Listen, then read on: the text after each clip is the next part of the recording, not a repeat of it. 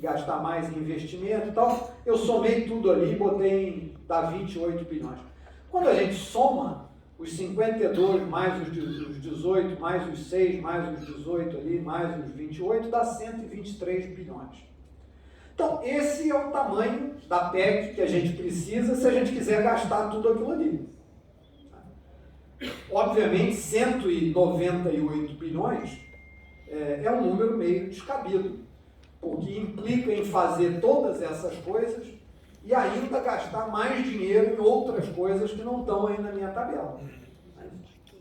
Então, me parece um número muito descabido, me parece que o lógico seria a gente tentar reduzir o valor da PEC o mais possível. Né? Desses 198, a meu juízo, o ideal é que fosse os 52 lá.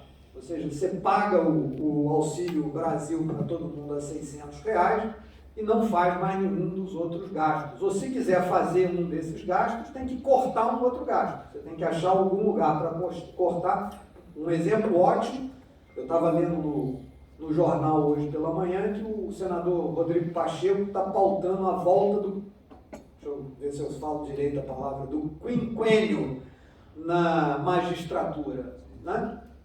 Está aí um ótimo candidato a não ser feito e pegar o dinheiro do quinquênio da magistratura e aumentar o salário mínimo para 1.320 ou pagar o adicional ali de... Mas o fato é que para ter um gasto novo tem que ter a redução de um gasto velho. Né? Eu queria chamar a atenção de vocês de um número que está circulando aí pela imprensa, que é de que, eu não sei quem viu, mas vários devem ter visto, de que os 200 bilhões por ano da PEC não é tão grande assim. Por que não é tão grande assim? Por que 200 bilhões não é tão grande assim? Porque o Bolsonaro, e aqui eu peguei uma matéria da BBC, que eu acho que foi a primeira, e as outras reproduzem essa da BBC, então o Bolsonaro furou o teto em 795 bilhões. Se o Bolsonaro, e ali está discriminado ano a ano quanto que ele furou em cada um dos anos. E aí o argumento vai da seguinte forma, esse teto é uma peneira, né?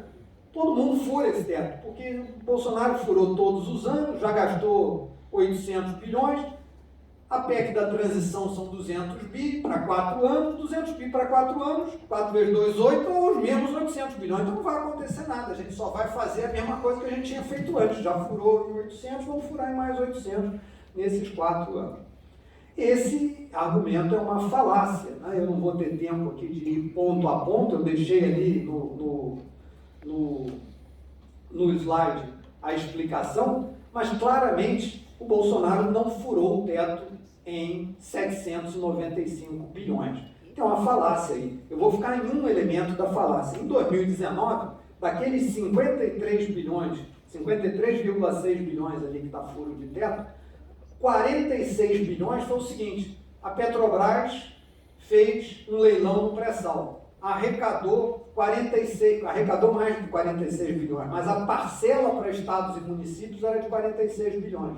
É a tal da cessão onerosa, que é o nome que se dá agora toda vez que você vende um poço de petróleo.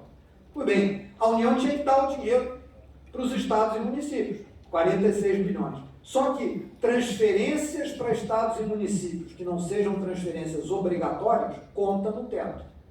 Aí o Congresso foi e disse, não, conta no teto, mas isso aqui não é gasto da União, a União não está gastando nada, ela só pegou o dinheiro e vai transferir para os estados. Mas está ali nos 800 bi e isso não é, a meu juízo, furo no teto. Tem vários outros exemplos que eu estou colocando ali, que eu não vou ter tempo aqui de detalhar, mas o fato é que, na minha estimativa, o furo efetivo, vamos ser claros, o Bolsonaro furou o teto, furou principalmente na chamada PEC dos precatórios e depois na chamada PEC kamikaze, né? Mas se a gente somar a PEC kamikaze com a PEC dos precatórios, nós estamos falando 119,8, 120 bilhões de reais de furo no teto, em 4 anos, contra os 198 bilhões que se propõe furar agora.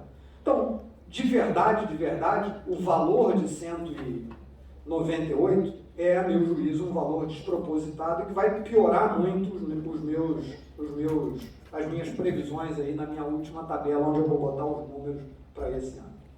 Eu queria ainda mais fazer um reforço nesse gráfico, que eu acho que é o mais importante dessa apresentação aqui, que é o seguinte: para que foi criado o teto? Porque eu não aguento mais ouvir na imprensa, em geral. Ontem eu estava dando uma entrevista para o rádio e o repórter que me entrevistava dizia: pois é, esse negócio do teto ele já furou, todo mundo sabe que isso não funciona e tal. Eu disse: não, eu não sei que não funciona. Para mim o teto está funcionando muito bem. Porque qual era o objetivo do teto? O objetivo do teto era frear o volume de gastos do governo federal, era fazer com que o governo federal, fazer o governo caber dentro do PIB, como costuma dizer o meu amigo, fazer o Estado caber dentro do PIB. Porque o que o gráfico mostra para a gente, olha lá, é o quanto que são as despesas primárias do governo como proporção do PIB.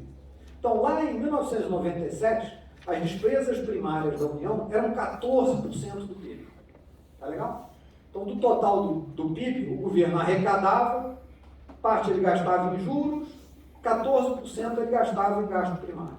Aí, quando você olha o gráfico, você vê que não para de crescer, né? Sai de 14 para 15, de 15 para 18, de 18 para quase 20, né? O pico